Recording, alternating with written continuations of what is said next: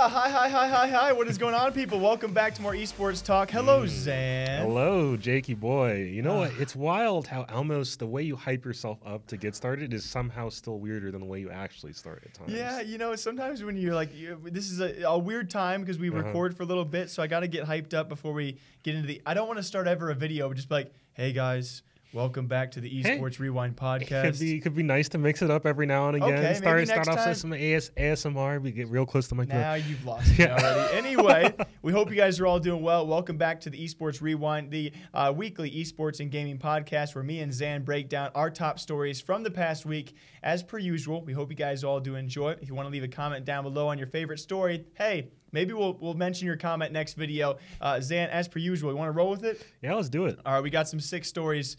Here's the first one. All right, Xanifer, again, another hot topic we usually talk about on this channel is the likes of 100 Thieves and FaZeClan and Nade Shot and the like of other hot terms out there. This one's going to revolve all around FaZeClan and something that we discovered this week, which has been around for some time, but it kind of is now very, very public. And I think I'm pretty proud to say that we are, you know, of the news outlets out there, the only ones really talking about it. A super cool thing, though, because you and me, we go back and forth on FaZe every time I bring them up. You know, we call them out for the bad things and we praise them for the good things. And I think it's pretty fair when we cover them. Yeah, I'd say we tend to be fair in general, relatively speaking. Yeah. When talking about orgs anyway. I think we try our best to be, and that's all we can really do. And again, another thing that FaZe is doing very well that we just talked about last week was the first known esports organization, at least in my very small book to the scene, to now be signing players, or signing, I'm doing my little quotations for anyone who's listening on audio. They are now actually bringing in members, or have been for quite some time, without paying them. And the way I want to title this one is, yes, FaZe is actually the first known esports organization to me, and I'm sure there are many out there, or at least a few out there who do some smaller signings, but to a large extent, they have actually brought on a bunch of content creators, and they pay them in clout. And I never like using that word, but it just with FaZe it is, because they have the clout house, and everyone knows when it comes to FaZe, they know what clout is. You can't avoid the word. It's part of the dictionary at this point. If you're between the ages, if you're between like 11 and 26, and you hear the word clout, I guarantee a good portion of those people probably think also of FaZeClan. But despite all of that, yeah, we actually broke the news this past weekend. It was a girlfriend of a former member. You love the connection there. Just getting mad for no reason. But I found it funny because when it was the girlfriend, you see all the replies, because instantly people are like, "Oh yeah, you." Sorry, I probably should define that. It's actually it's a girlfriend of a former FaZe member known as Yellow. He's a Fortnite content creator. She took to Twitter to say, to respond to someone and say, you should not join FaZe because they don't pay their players. And so instantly the replies are like, "Oh, like because you know his financials." A bunch of disbelief. And then with some quick research, you actually find out. Literally all I went to is, because I remember the video. Go to YouTube and search why I left FaZeClan, or just troubles with FaZeClan. And FaZe Swan, a current member, he has not left. He admits that he, amongst others, and himself especially, does not have a contract with FaZe and does not get paid by FaZe, which it means what it is, guys. Yes, these people will come onto FaZe because of the clout, the name, the popularity, and FaZe becomes an esports organization that no longer has to pay people to do work technically for them. Which it blows my mind, and maybe not so much for you. I don't know. I feel like this has been something that people have vaguely talked about for a while, because there's no feasible way that FaZe pays all the people that are in FaZe. That's just not reasonable. A lot of creators, a lot of players. Yeah, and FaZe's name is definitely worth its weight in gold, just for the connections and for the people, the circles you're immediately moving in just because you're part of FaZe. Yeah. Like, if you think about it, I think FaZe probably has the most outward connections of any esports org when it comes to the general entertainment and media industry. I would agree with that, and I don't even think it's close. Yeah, we have a lot of hardcore FaZe fans that follow us. They share with us a lot of information out there. Obviously, it's between FaZe and 100 Thieves, but yeah, when it comes to outward connections to just entertainment in general, I don't think it's even close. I totally agree with you. Yeah. When it comes for having an esports org name be worth its weight in gold, FaZe has proven time and time again it's them, and they prove that even further by it's official. They actually bring on people just paying them with putting FaZe in front of their name. I'll close on this. If you were to give me 3 esports organizations, including FaZe, so I guess just 2 others who could also do this, they could actually bring on content creators or maybe some lower tier players without having to pay them, just based off the clout and popularity, who else would it be? Ooh, right now I'd say 100 Thieves is a little bit too young for that right now. Really? Yeah, I'd say I would have said 100 Thieves. And I know why you would, and I see where you're coming from on that, but at the same time, I think it wouldn't be a smart move to not get paid at all from 100 Thieves quite yet. Yeah. Because they are so new. Okay. And we still haven't seen how things will really pan out, how those partnerships really work.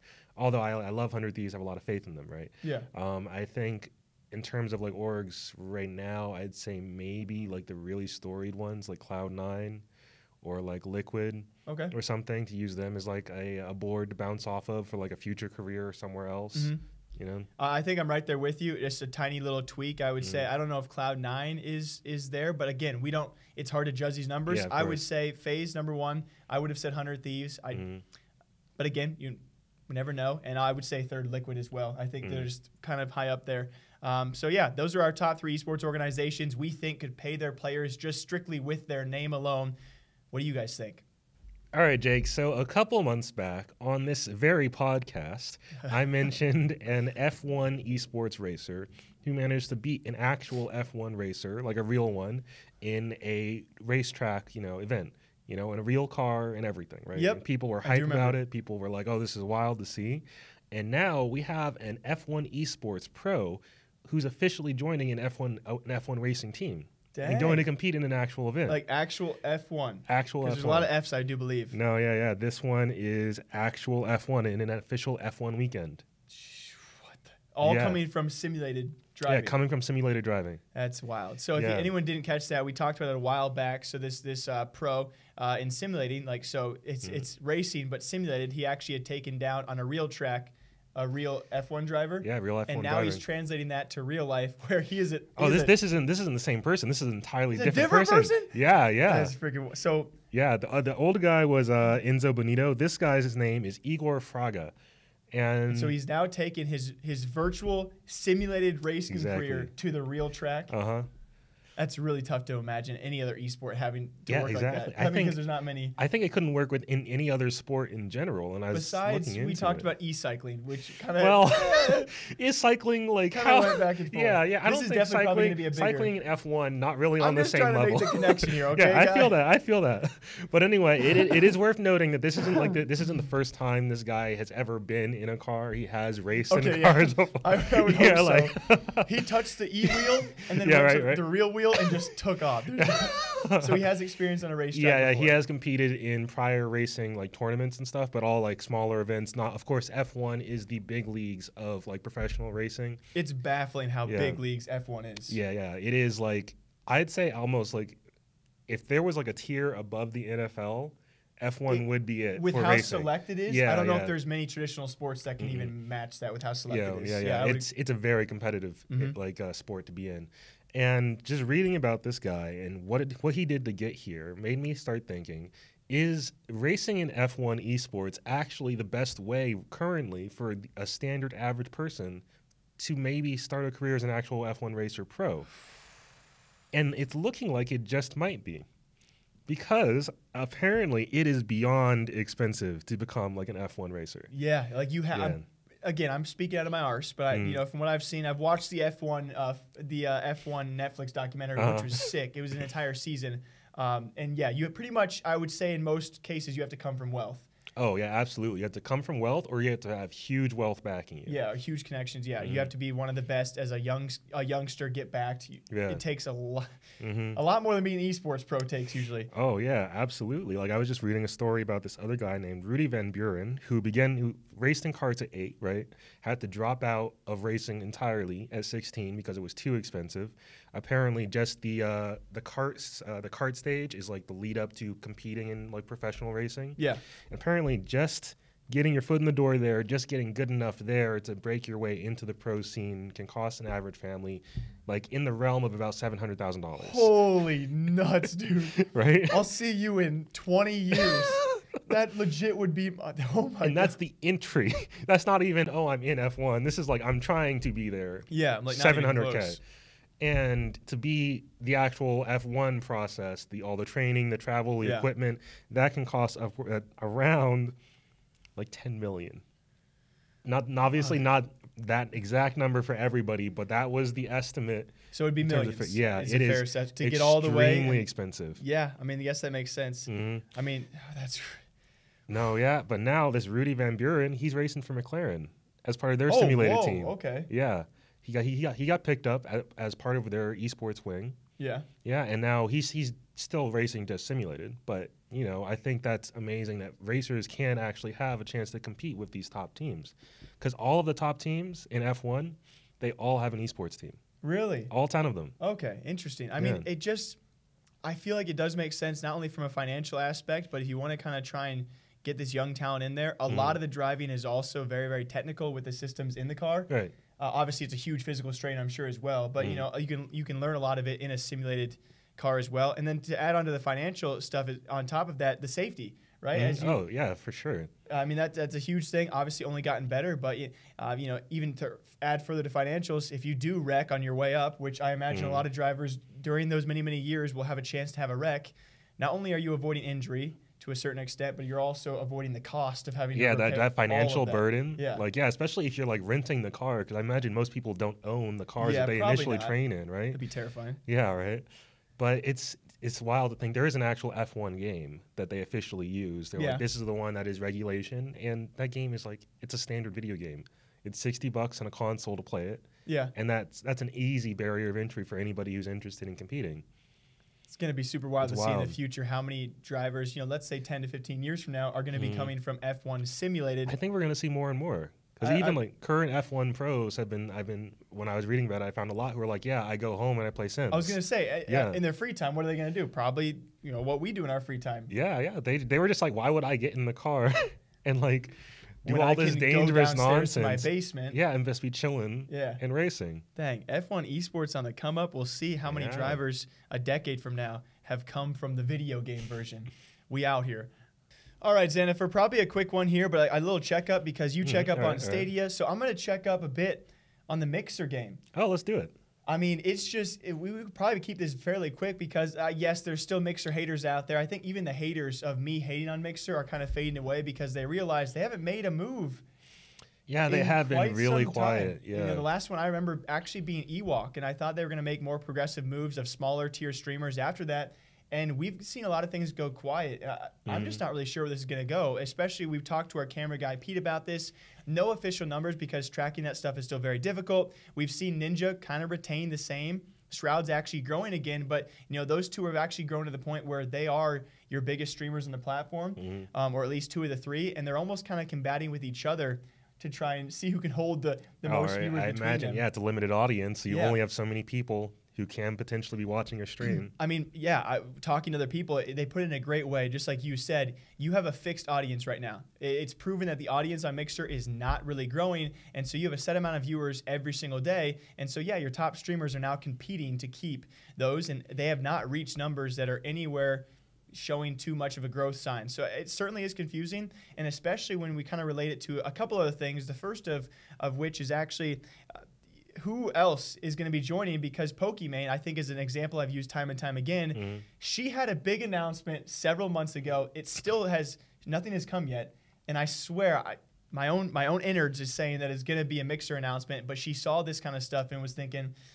I don't know if it's worth me going there. I don't know if Mixer would have been the move for Pokimane specifically. Yeah, we've seen a bunch of people who belong to Loaded Agency, and all we've seen ever since the latest Mixer signing is more people re-signing to Twitch or going to YouTube. And nothing really else. And so it kind of draws the question, if you're a non-Mixer streamer and you see these two big streamers not really doing much and kind of stagnating, what do you like? Where do you go, or do you stay? Yeah, I think at this point, a lot of streamers must be looking at the numbers that Ninja and Shroud are getting, right, and looking at them as formerly the biggest people on Twitch, and where they're at right now, and they're thinking, okay, so realistically speaking, we haven't seen a ton of content creators be content creators for like a decade plus, right? Yeah. Just because it is still a relatively new industry, right?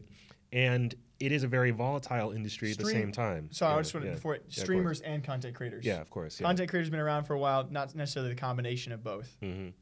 And I imagine a lot of people are looking to secure themselves. So just in case something happens down the line, in case they hit a big scandal, a big, like, there's some kind of weird crash or whatever, And all of a sudden they're out all the money that they were making. They need to be stable. And I don't think Mixer is looking like a very stable option unless they're getting paid like enormously by Microsoft at the front door. Totally agree, which means Mixer's going to have to double dip and say, all right, we're going to go after some people, and we realize it's going to be now. It's very obvious it's a risk. You know, before, I think when this first started happening, when Ninja first made the move, I think a lot more people were thinking, this is it. This is the wave. It's gonna shift. It's gonna shift the tides. I mean, Mixer sounds good just on paper. Yeah. Like you say, oh, Microsoft's doing it. You say Microsoft, oh, huge company. They know what they're doing in terms of streaming. They've got all this backing. They say, oh, we're fixing a lot of the problems Twitch has. We're thinking about new ways to pay people. Higher quality streams in most cases. You know, they got a lot of the qualities that Twitch has. And now, ever since then, they've slowed the moves. The growth has stagnated. We've only seen people actually sign back to Twitch, or we've seen people go to Facebook. We've seen Caffeine trying to do their own thing with different people. And meanwhile, I don't know, more people aren't talking about this. Mixer has not said a single thing in a long, long time. And the last time we talked about Mixer was actually controversy of like view bots and people kind of manipulating the Spark system. And so I don't know about your timeline. We'll end on this. You know, give me a timeline at the maximum from now, today, that you're actually going to be very, very worried that Mixer is just not going to survive. Like, who do they have to sign in a certain period of time, or what do they have to do in the next 6 months? I don't think it's about signing people at this point. I think we know that does not work. That signing creators does not bring the fans of those creators necessarily over to their new platform.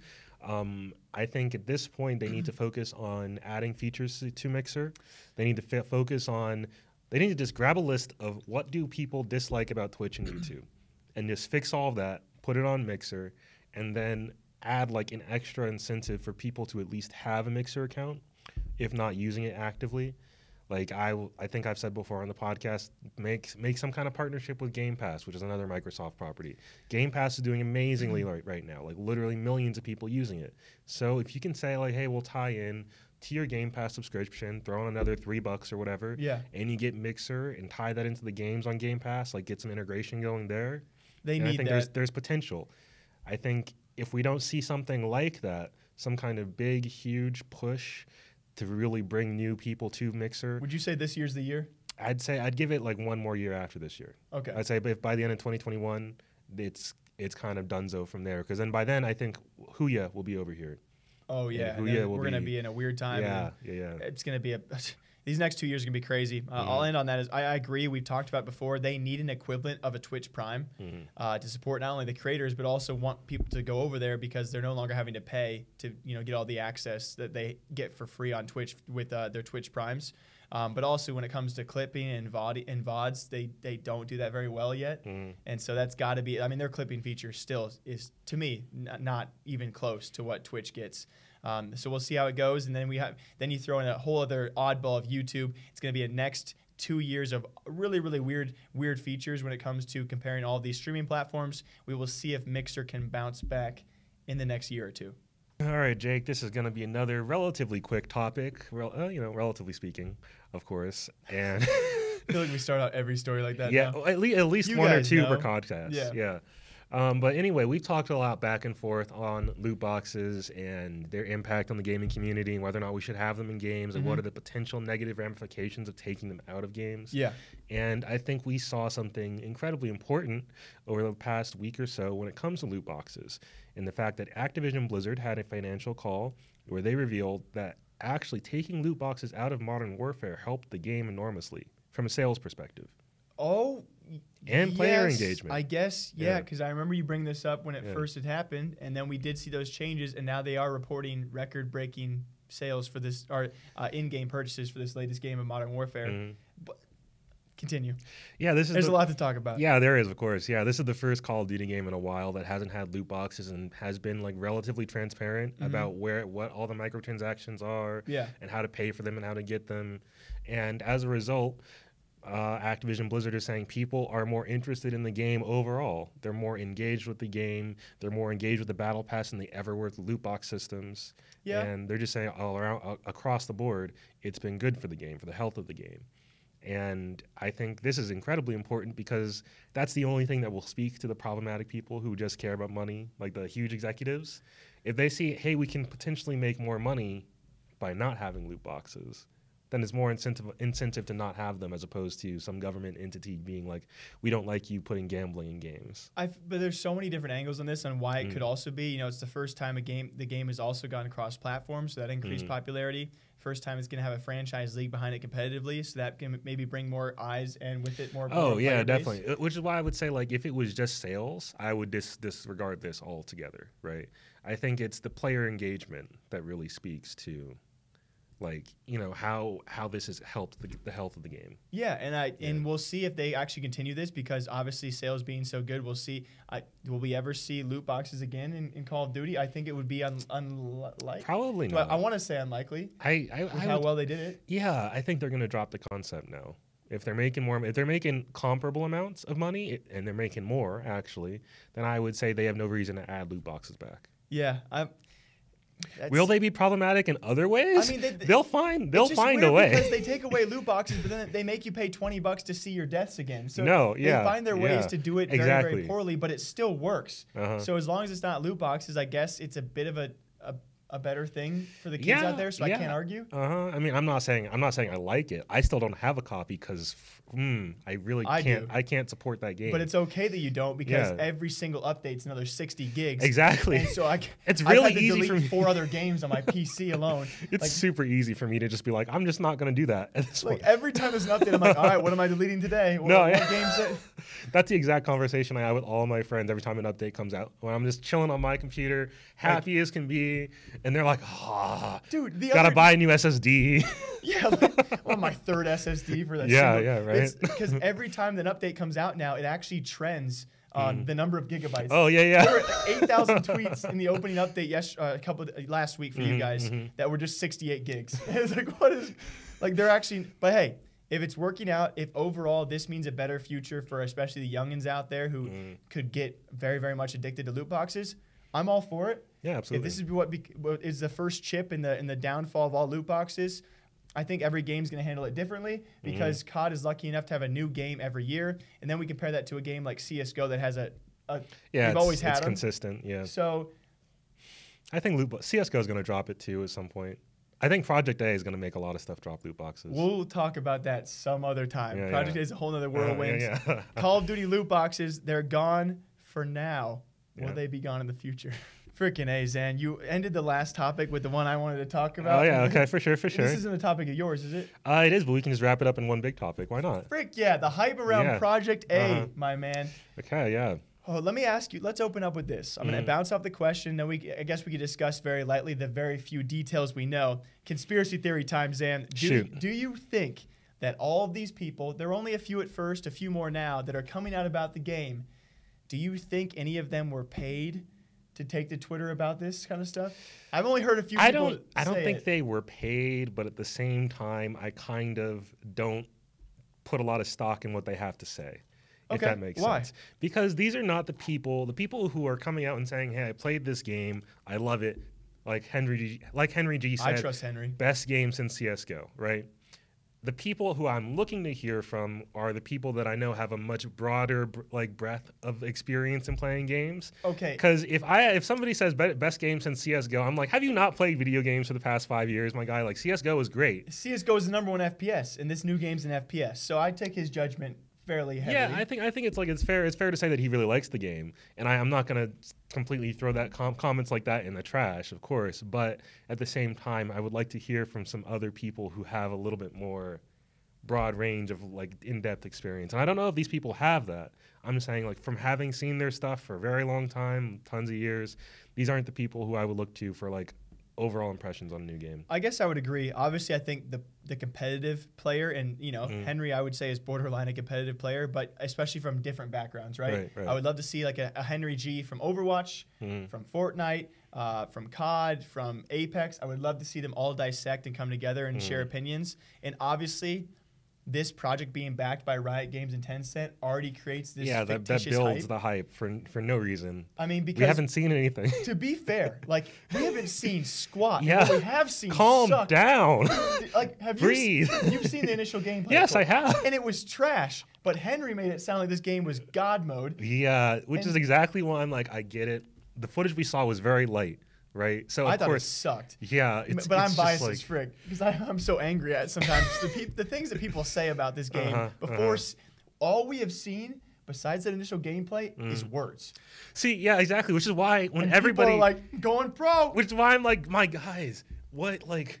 Look at some other video games for 5 seconds, and then look at what we're looking at with Project A right now, and tell me that you're more hype about Project A than like 10 other games coming out this year. Imagine like we took someone outside of esports, they've never played a single video game. We put Smite in front of them and label it Project A. They might have the same tweets that Henry G did. Oh yeah, obviously absolutely. Change a few of the words. Yeah, this is incredible. Like, yeah, if I showed my mom Project A, she'd be like, "Oh wow, Pokemon's come a long way." Yeah, right. Like I totally get where you're coming from, Yeah. and I think a lot of people watching, they want it to work out well, and so do we. Yeah, of course. I would love it if Project A was great. This could be huge for us, for everybody. Mm-hmm. I mean, this is going to be a weird time, Zan. Another topic for another time. Like, you and me, like, we cover esports news. Imagine, for the first time, I guess you could maybe throw Fortnite in there, kind of a world changer, but we have a project backed by Riot Games and Tencent that we could see take over the esports scene in some way, you know, join like the top 4 or 5 games. Right. And we finally have pros who've existed in other esports leaving for Project A. And we're going to be here for the wake of it. So we obviously want it to work out too, because it's going to be a weird time. It'll be interesting, though, to see how it works. I mean, everything Riot is saying, you said earlier, all we've seen is words so far. Yes. And thankfully, Riot is saying all the right things. But at the same time, I don't know if we can really... I love how they're saying very little. Yeah, I can appreciate that. It's not them. It's just other people. I do wish that like we could see a little bit more, and I understand why Riot isn't showing more. And I'm sure we will I'm sure we will soon. Yeah, sooner rather than later at least. But it's just like Riot doesn't make FPS games. We need to remember that for a second. Think about how like buggy and how much of a mess Modern Warfare is from a company that's made FPS games for like decades. Yeah, exactly, right? Now and imagine Riot's a MOBA who, albeit runs the #1 esport in the world, right? Like that is what they do. And of course, it's not like the League of Legends people are just swapping over to another computer and being like, okay, now I'm making FPS. Yeah, I mean, obviously they bring the right talent. Yeah, right. But like a studio, that's not their bread and butter. Yeah. So we gotta take what they're saying with a grain of salt when they're saying like, hey, we're just gonna be better than everybody. Like, are you though? I don't know, man. I do get giddy about it though, because like, it's for the first time for us on a channel, like we know that when Project A comes out and the pro scene starts, like we'll be covering it, and we'll be covering something from the ground up, which is always like super exciting. No, yeah. And it's just words now, but I really do hope it works out, and we'll see. Absolutely. We'll end on this Slasher's tweet. The fact that he said it would be the #1 FPS in the world compared to Call of Duty and CSGO and the likes of like I guess if Fortnite's kind of like an FPS as well. By 2021, Slasher, my God, we've seen words. Is it even going to be out in 2021? I think I kind of, and let me preface by saying I usually don't agree with Slasher on anything. I really don't. You are not going to agree with this man right now. I don't like Slasher. Okay. I do. I'm not a fan. Each other out. Yeah. But I can agree with what he's saying to a certain extent, because of course this sounds like a standard. Let me be like, you know, super controversial, hyperbolic Slasher tweet, right? Yeah. But also, I mean, I had the same thought when looking at Project A in terms of like in comparison to Call of Duty and Fortnite and everything else, and R6 and CS. Yeah, just based off of what we've heard about it, right? If it's free, if everything is true and it's actually free to play, first of all, that's huge, right? A game being free means it instantly has a huge boost over any game, even if the game is cheap. That's big, right? That's huge. And the potential for Project A to expand to other regions outside of the United States and get that global audience that's the key. Nuts. Because all the other games have audiences elsewhere, of course, right? There are people in Japan that play Call of Duty like madmen, but obviously it's very segregated competitively, especially when it comes to the completely esports. Different. Yeah. Project A, because it's being built from the ground up like this, by especially with Tencent involved, then it very well could find a footing across the world, which no other game really has yet. Of course, this all relies on Riot doing a good job, and who knows if they will. Albeit, though, no other real huge gaming company has the ties that Riot has, with Tencent being their backer. You know, right? Instantly, you garner, you know, the American, European, and Asian market. And so, yes, I understand why people are hyped about this. It's very, we'll end it on this. Yep. It's crazy to me that Riot runs the biggest and the #1 esport in the world by everyone's regard, and they are now trying to do the equivalent in a different genre. And so we'll see if they can live up to the hype, because that is just like, that's exciting. Like it is exciting. It's exciting, but at the same time, it's a high expectation. I wish they had just waited and just been like, wait until they have something to show and be like, this is the game. Here it is, guys. I would have appreciated that. We'll see what happens. Yeah. Riot, I almost said, I'm kind of scared to say Tencent. Riot, don't let us down. All right, Xanifer, give him the closing case. First of all, thank you all for watching, though, by the way. We appreciate you. We really do appreciate you guys, especially when it comes time for the same day, same time every single week here at the Esports Rewind podcast. Zan, hit him with a spiel. All right, as always, if you'd like to listen to the Esports Rewind podcast on the go, on your phone, in the car, you can always find us in the Prediction Esports Talk Show Network right here on the desk. That's Prediction, Preediction. Shout out to all of our audio listeners. We love and appreciate you. If you want to check out some daily esports news, because we grind, we put out stuff every day. You can find us at Esports Talk on YouTube. We're also at Talk_Esports on Twitter. Always DMs open. Feel free to just say hey, or if you have a story to share, by all means, we'd love to hear it. You can also find us on Instagram at esports_talk. That's popping now. We share some of our biggest stories of the day there. So, you can just check in through IGTV. And, as we said last week, big things coming where, as I'm sure you guys have noticed, we got the Respawn chair chilling over here. We're doing a couple other big things very soon. For anyone listening, thanks to Respawn, we can't stress enough that big things are coming, and we appreciate you guys. We really do. It's going to be I know we say it all the time. It's going to be a weird year or two for us. So let's keep it going. Is that everything you had to say there, Zane? Yeah, might as well be. Aside from me, thanks everybody for listening. All the comments have always been super supportive. Y'all seem to enjoy what we do, so we'll keep doing it. Yeah, and for all you haters out there, keep on hating. We enjoy you too. Until next time, guys, welcome. I hope you enjoyed the Esports Rewind. Welcome at the end of the podcast. I hope you enjoyed the Esports Welcome to the Esports Rewind. Thank you. Anyway, we'll see you guys back here next time. Bye, nerds.